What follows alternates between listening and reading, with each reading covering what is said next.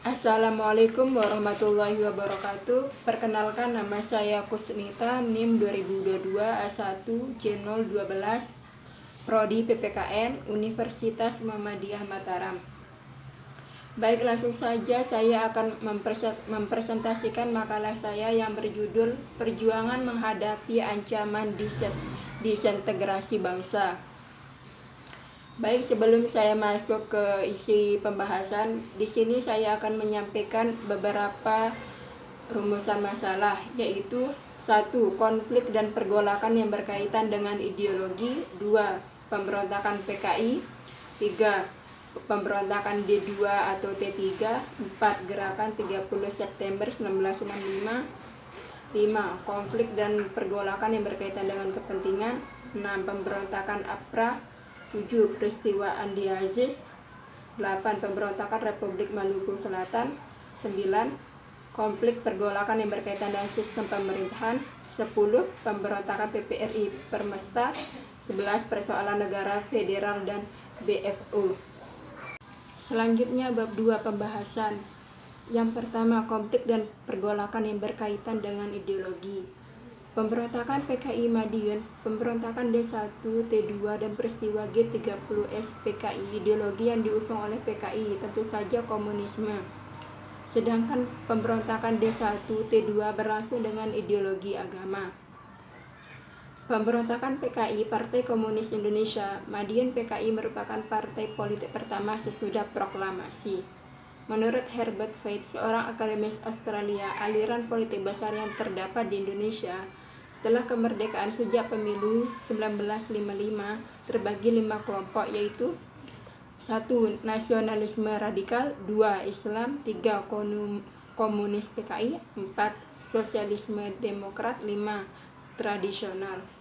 Kelompok pada masa itu saling bersaing dengan mengusung ideologi masing-masing. Yang kedua, pemberontakan PKI atau Partai Komunis Indonesia Madiun. Sejak merdeka sampai tahun 1948, PKI masih bersikap mendukung pemerintah yang dikuasai oleh golongan kiri. Hal ini, gerakan komunis harus bekerja sama dengan kapitalis dalam menghadapi kekuasaan fasis. Awal September 1948, pemimpin PKI dipegang musuh. Pemerintahan mengajak rakyat untuk memilih Soekarno-Hatta atau musuh. Gerakan operasi militer dan melakukan pemberidelan terhadap beberapa surat kabar berhaluan komunis, dan hasilnya seluruh kekuatan pemberontakan dapat ditumpas dan kota Madiun dapat direbut. 3. Pemberontakan D2 T3. Pemberontakan D1 T2 bermula dari sebuah gerakan di Jawa yang dipimpin oleh SM Kartosuwiryo. Perjanjian Renville membuka peluang bagi Kartosuwiryo untuk lebih mendekatkan cita-cita lamanya untuk mendirikan negara Islam. Pemberontakan yang pertama, D1 T2 di Jawa Barat.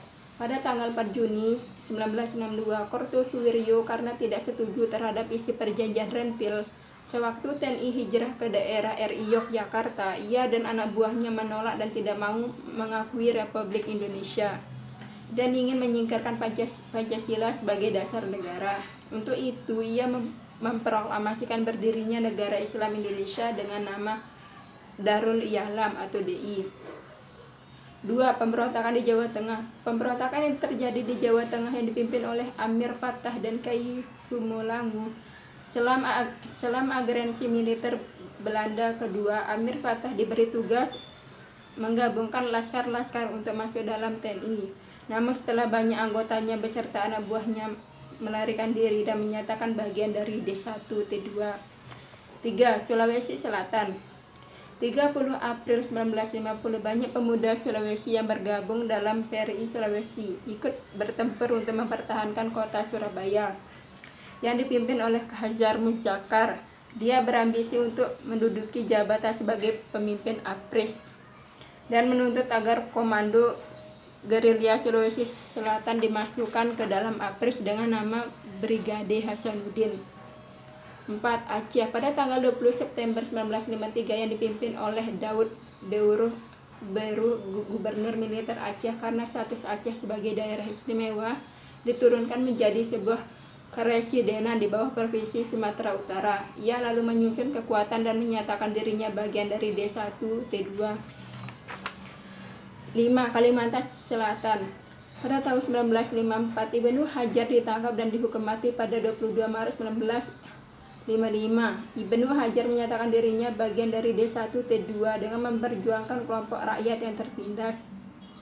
Ia dan anak buahnya menyerang pos-pos. 4. Gerakan 30 September 1965. Pada tanggal 30 September 1965 jam 3.00 dini hari, PKI melakukan pemberontakan yang dipimpin oleh DN Aidit dan berhasil membunuh 7 perwira tinggi. Mereka punya tekad ingin menggantikan Pancasila sebagai dasar negara dan komunis Marxis.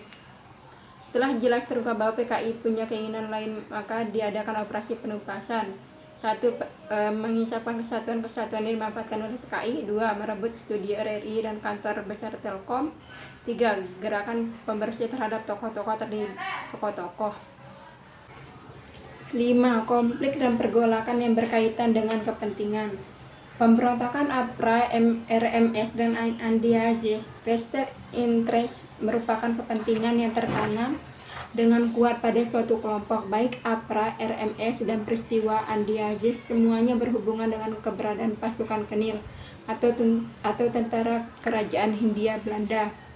6. Pemberontakan APRA dibentuk oleh Kapten Raymond Westerling pada tahun 1949. Adalah misi bersenjata, anggotanya berasal dari Belanda.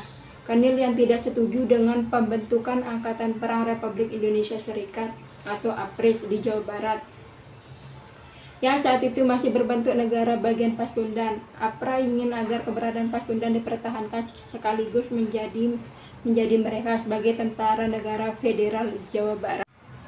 7.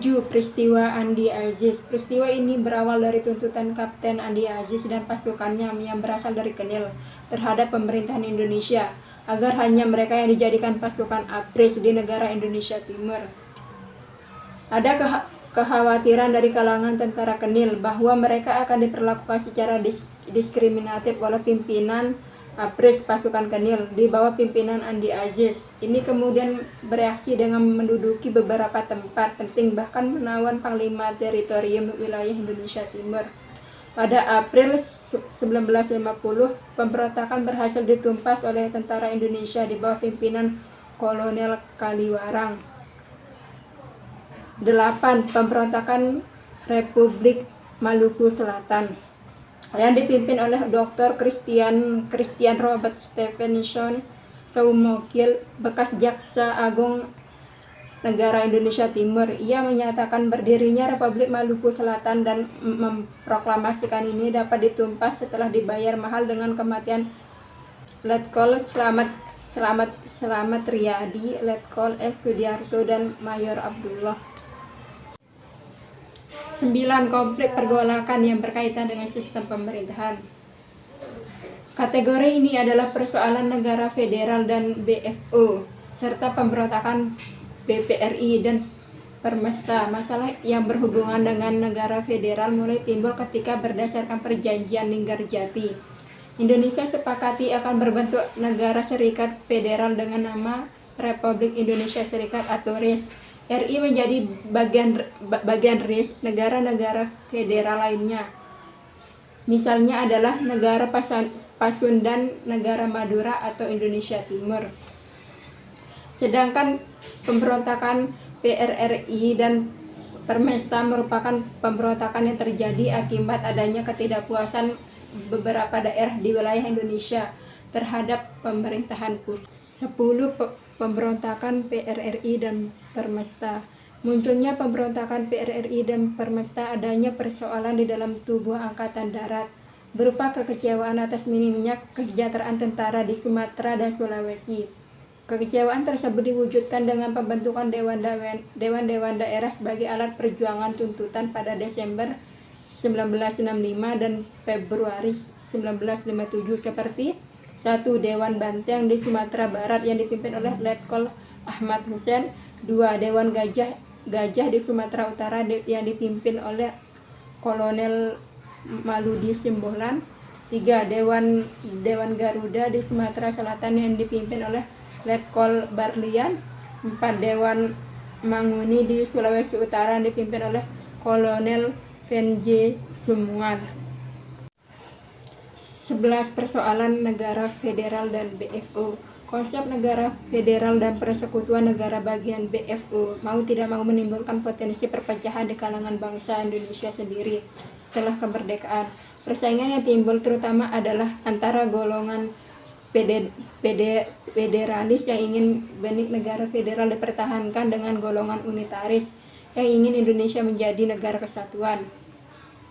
Sejak pembentukan BFO di Bandung pada bulan Juli 1948, BFO telah terpecah menjadi dua kubu. Kelompok pertama menolak kerjasama dengan Belanda dan lebih memilih RI untuk diajak bekerjasama membentuk negara Indonesia Serikat. Kelompok kedua ingin agar garis kebijakan bekerjasama dengan Belanda tetap dipertahankan di BFO. Setelah KMB, persaingan antara golongan federalis dan unitaris makin lama makin mengarah pada konflik terbuka di bidang militer. Pembentukan APRIS telah menimbulkan masalah psikologis. Salah satu ketetapan dalam KMB menyebutkan bahwa inti anggota APRIS diambil dari TNI. Baik, cuma itu yang bisa saya sampaikan. Kurang dan lebihnya saya mohon maaf. Wabillahi taufiq wal hidayah. Wassalamualaikum warahmatullahi wabarakatuh.